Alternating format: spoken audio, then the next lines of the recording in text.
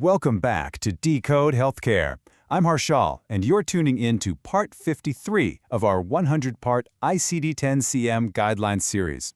Today, we're stepping right into Chapter 13, Diseases of the Musculoskeletal System and Connective Tissue.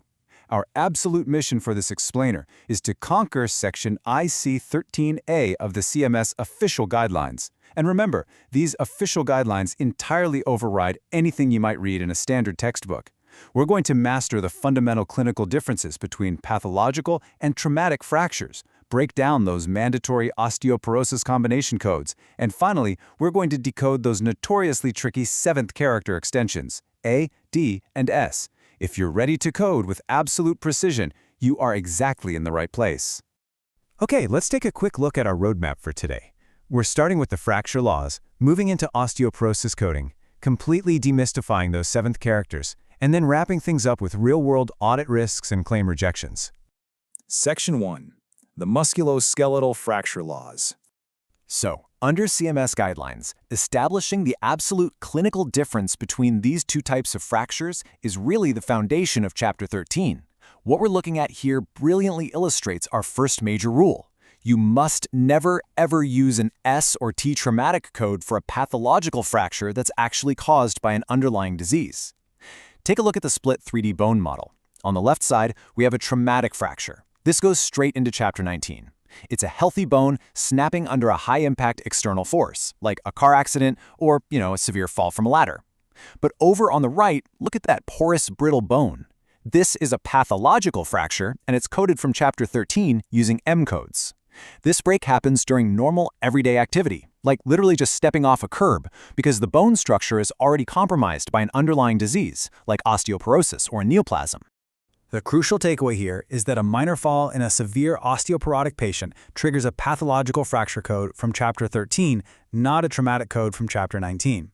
Think about it like this. If an elderly patient with severe osteoporosis lightly bumps her hip against the doorway and sustains a fracture, a person with healthy bones would never have broken a hip from that exact same slight bump.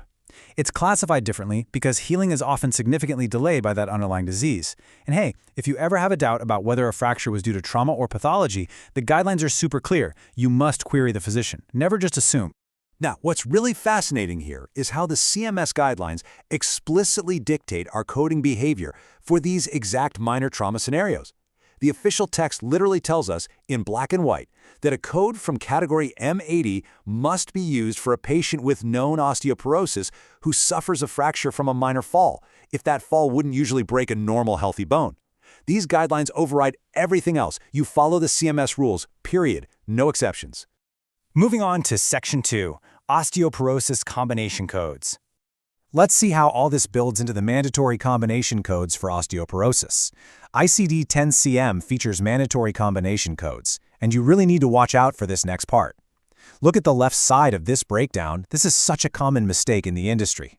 Coders will sometimes try to double code M81, which is osteoporosis without a current fracture, and then pair it with M84.4, the code for a pathological fracture. Actually, scratch that. It's not just a mistake. It is entirely incorrect. Look at the right side. You must never double code when a single M80 combination code already exists. Category M80 specifically identifies age-related or secondary osteoporosis with a current pathological fracture. Yes, osteoporosis is a systemic condition affecting all bones, but the M80 codes are incredibly specific. They actually identify the exact site of the fracture itself. So, I want you to burn this exact formula into your brain. Weakened bone plus minor force equals pathological fracture. When you're reviewing a chart and you see a patient with compromised bone density who sustains a fracture from a totally low-impact event, your mind should immediately jump straight to category M80, every single time. Section 3. Demystifying seventh characters.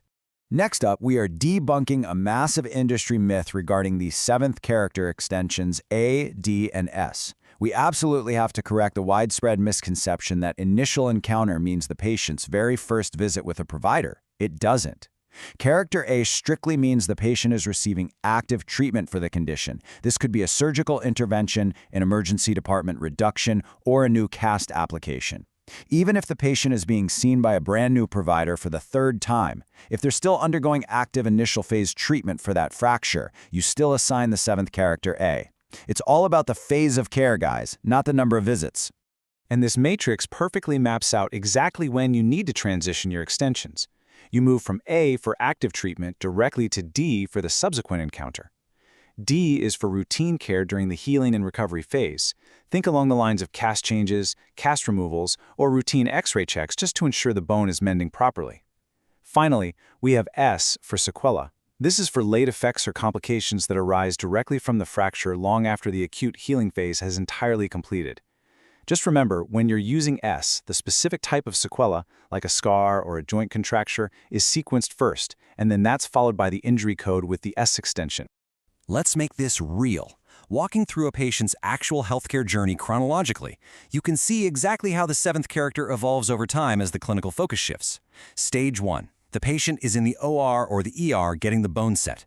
That is active treatment. That's extension A. Stage 2. A few weeks later, they're in the outpatient clinic just getting their cast checked. Active treatment is over, now we're in the healing phase. So that's extension D. Stage 3. Fast forward a few years later and they develop chronic post-traumatic osteoarthritis directly because of that old fracture. That residual effect is a sequela, which means extension S. See how perfectly logical that clinical flow is? Section 4. Audit risks and rejections. So why does all of this regulatory textbook theory actually matter to your facility's bottom line? Well, because incorrect coding triggers audits, period. Commercial payers and recovery audit contractors, those fun RAC auditors, heavily target these specific misassignments because they lead directly to improper reimbursement. Medical coders are essentially the fraud squad of a hospital. We optimize, but we never falsely maximize. If you assign a traumatic SRT code for a pathological fracture, you're misrepresenting the patient's severity and care. If you double code M81 and M84 instead of using that mandatory M80 combo code we talked about, you're violating foundational ICD-10 CM rules. And if you misassign A for routine follow-ups, you're billing for active treatment that wasn't actually provided. If your digital billing scrubber ever flashes this warning on your screen, you need to pay close attention. Using A during the routine recovery phase will 100% trigger an audit and a really painful financial clawback. Payers know for a fact that active treatment pays differently than routine healing checks. If you just slap an A on an encounter where the doctor literally just looked at an X-ray and said, "Looks good, keep the cast on," the payer will eventually want their money back. You absolutely must align the seventh character with the actual clinical reality documented in the chart. To make sure you don't miss Part 54, where we're going to conquer Chapter 15, obstetrics, the seventh character trimester rules, and gestational age stacking, make sure you hit subscribe and share this explainer with your fellow coders. But before you go today, I want to leave you with this question. Are you simply memorizing codes, or are you truly mastering the clinical intent behind the guidelines to protect your facility? Think about it. See you in the next one.